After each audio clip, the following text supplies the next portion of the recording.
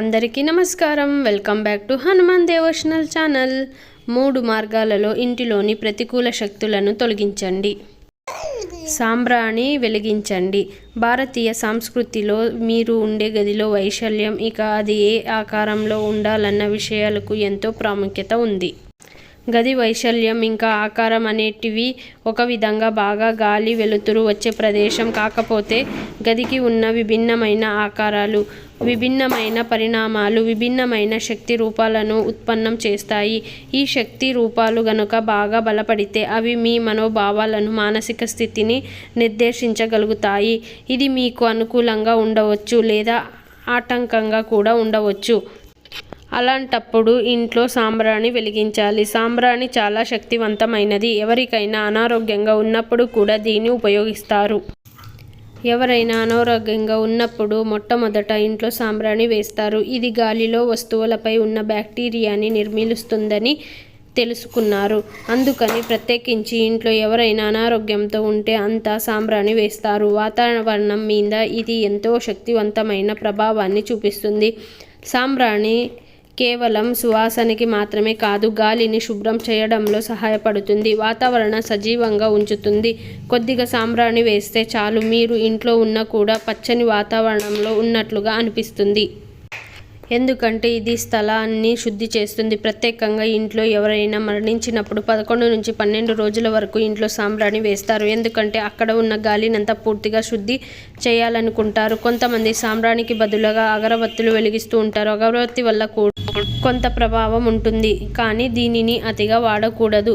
విచక్షణతో వాడుకుంటే చాలా మంచిది.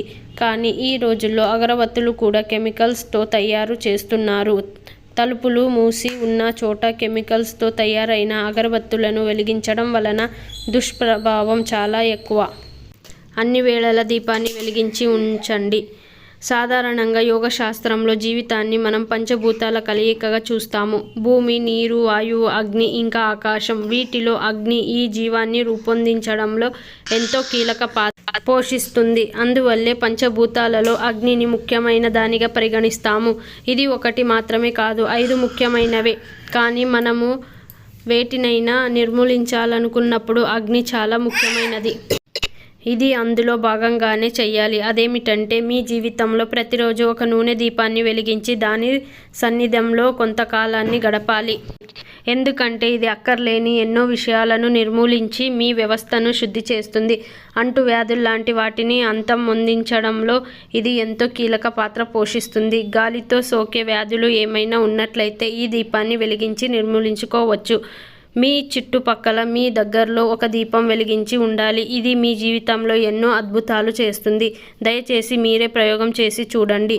మీరు నిద్రపోయేటప్పుడు మీ గదిలో ఒక సురక్షితమైన చోటు దొరికితే, చిన్న దీపం పెట్టేందుకు స్థలం ఉంటే దీపం పెడితే అది మీలో ఎంతో తేడాను తీసుకొస్తుంది. నిద్ర సమస్యలు ఏమైనా ఉన్నట్లయితే అవన్నీ పోతాయి. గాఢ నిద్ర పడుతుంది. అనారోగ్య సమస్యలతో బాధపడుతున్న వారు కూడా ఈ దీపం వెలిగించడం వల్ల కొంతవరకు మీకు ఉపశమనం కలుగుతుంది.